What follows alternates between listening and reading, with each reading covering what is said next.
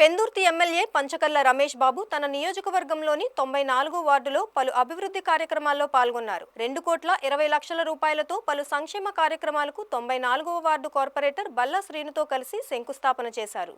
ఈ సందర్భంగా ఎమ్మెల్యే పంచకర్ల మీడియాతో మాట్లాడుతూ గతంలో ఇచ్చిన హామీలను అన్నిటినీ ఒక్కొక్కటిగా నెరవేరుస్తూ నియోజకవర్గంలో అన్ని ప్రాంతాలను అభివృద్ధి చేస్తున్నామన్నారు. అలాగే గ్రామీణ ప్రాంతాల్లో ఇప్పటి వరకు 48 కోట్ల రూపాయల ఖర్చుతో అభివృద్ధి పనులు చేపట్టామని తెలిపారు. ఈ కార్యక్రమంలో GVMC zone 8 commissioner Haimavathi, Jaganmohan Patrudu, Senapathi Somasekhar, Gorla Apparao, Raparthi Kishore, Pinninti Parvathi, NDA కూటమి నాయకులు పాల్గొన్నారు.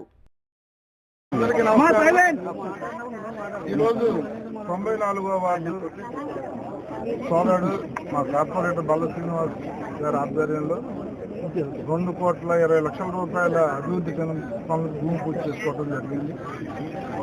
మరి గతంలో మేము మా కార్పొరేటర్ కానీ నేను కానీ ఇచ్చిన వాగ్దానాలన్నీ కూడా నెరవేర్చే దిశగా ఒక్కొక్కటి చేసుకుంటూ ముందుకు పోతా ఉన్నాం.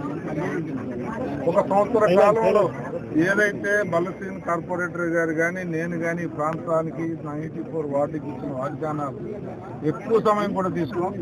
ఒక సంవత్సరం పూర్తయ్యేసరికి మొత్తం పనులు పూర్తి చేస్తానని మీడియా ద్వారా ప్రజలందరికీ తెలియజేస్తా ఉన్నా. దగ్గర ఆసామాషి విషయం కాదు.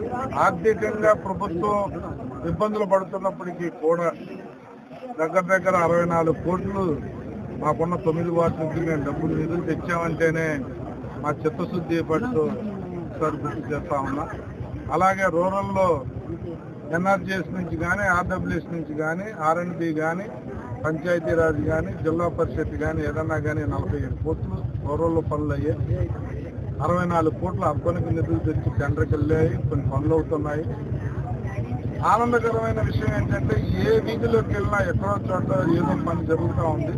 ఇది తెలుగుదేశం ఎన్డీఏ ప్రభుత్వం యొక్క చిత్తశుద్ధి.